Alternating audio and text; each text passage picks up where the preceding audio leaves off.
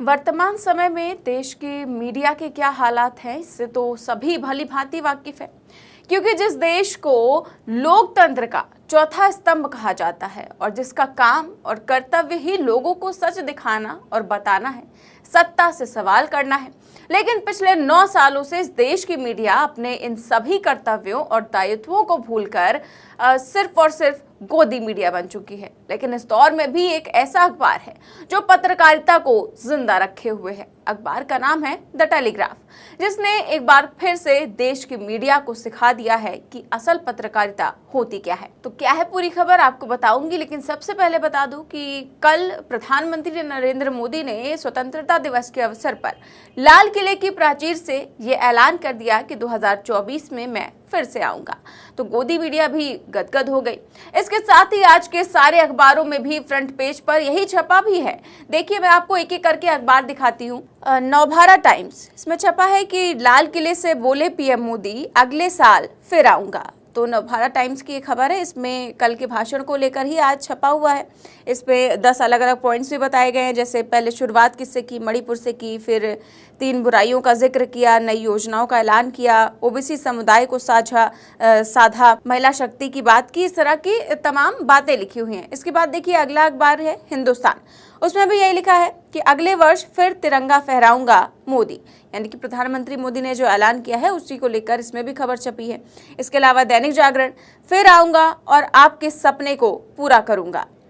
इसके अलावा देखिए अंग्रेजी अखबार है द टाइम्स ऑफ इंडिया, इसमें भी वही छपा है कि Modi says he will be back next year, यानी कि मोदी जी फिर से वापस आएंगे, ऐसा उन्होंने कहा है। तो इस तरह के और भी कई सारे अखबार है, सभी अखबारों में इसी तरह की हेडिंग छपी हुई है और यही बताया गया है कि पीएम मोदी ने कहा है कि वो दोबारा आएंगे, लेकिन किसी ने भी उनसे सवाल नहीं किया। किसी भी अखबार में वो चीज नहीं छपी है जो असल में छापी जानी चाहिए, लेकिन टेलीग्राफ ने छाप दिया है। हेडिंग देखिए टेलीग्राफ की है, लिखा है EC can retire, Modi has declared 2024 result, यानी कि चुनाव आयोग को अब रिटायरमेंट ले लेनी चाहिए क्योंकि मोदी जी ने 2024 का रिजल्ट घोषित कर दिया है।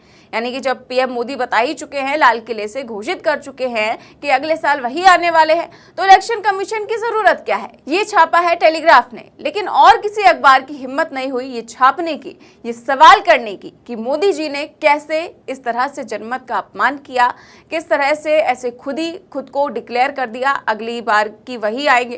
क्योंकि जब तक वोटों की गिनती चलती रहेगी तब तक तो कोई ऐसे खुद का नाम का ऐलान कर नहीं सकता। लेकिन जब पीएम मोदी ने ऐलान कर दिया कि मैं फिर आऊंगा, तो टेलीग्राफ ने इस तरह की हेडलाइन छाप दी। तो देखिए क्या लिखा हुआ है, कि EC can retire, Modi has declare 2024 result, यानी कि इलेक्शन कमीशन को रिटायरमेंट ले लेना चाहिए। ये इसलिए छपा है क्योंकि इलेक्शन कमीशन का जो काम है वो तो मोदी जी ही कर दे रहे हैं। इसके बगल में हेडिंग है, लिखा हुआ है कि कांग्रेस ने कहा कि ये सिर्फ एक झूठ से भरा हुआ चुनावी भाषण है। और इसके नीचे भी लिखा हुआ है कि कांग्रेस अध्यक्ष मल्लिकार्जुन खड़गे ने तो पहले ही कहा था कि मोदी जी अगली बार झंडा जरूर फहराएंगे, लेकिन अपने घर पर, क्योंकि अगले साल मोदी जी नहीं आएंगे। और इसी तरह की बातें सारा विपक्ष कर रहा है कि मोदी जी ने भले ही खुद को डिक्लेयर कर लिया हो, लेकिन मोदी जी अगले साल नहीं आएंगे। इसके ऊपर देखिए अब ये 2 फोटो छपी हुई है।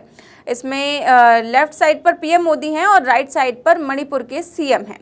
तो इसमें लिखा हुआ है, पीएम मोदी की फोटो के ऊपर लिखा हुआ है हार्ड सेल और दूसरी तरफ मणिपुर के सीएम एन बीरेन सिंह की फोटो पर लिखा है डिलीवर्ड, यानी कि पीएम मोदी ने जो भेजा वो डिलीवर्ड हो गया सीएम के पास। क्योंकि कल पीएम मोदी ने भी मणिपुर को लेकर शांति स्थापित होने की बात कर दी और कहा कि वहां पर शांति स्थापित हो चुकी है। तो वहीं एन बीरेन सिंह ने भी झंडा फहराने के बाद यही कहा कि सब शांति से रहें और जो स्वार्थी लोग हैं उनके कारण इस तरह की हिंसा बढ़ गई है। और इसी तरह का कुछ पीएम मोदी ने भी कहा था। तो यही मैसेज शायद देने की कोशिश की गई है कि पीएम मोदी ने जो बोला वो वहां तक पहुंच गया, मणिपुर के सीएम तक। तो इस तरह की हेडिंग और इस तरह की खबर छाप दी है टेलीग्राफ ने।